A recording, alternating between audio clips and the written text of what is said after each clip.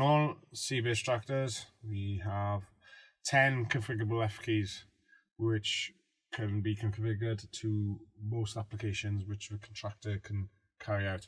As you can see on the road screen here, we have a bottom tile with F key allocations shown on the bottom here.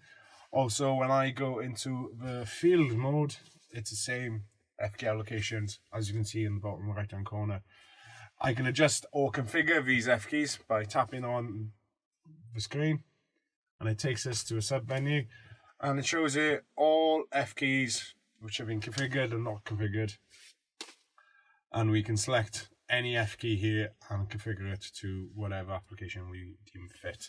So if I just select, let's say, F7, as you can see in this drop down menu here, it shows all applications which can be configured to this F key. So with F key number 7, say now if I want to select green spool tracked, takes us back to the start off menu, and as you can see, F8 has been automatically put on the extend side of the green spool.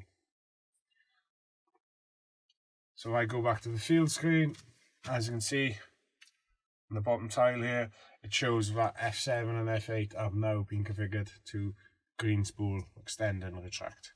I can also go to my main menu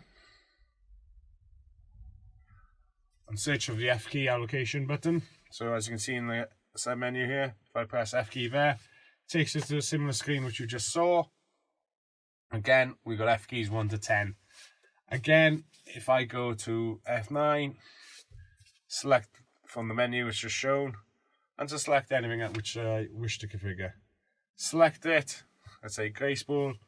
Again, automatically she puts up grey spool extend and retract on F9 and F10.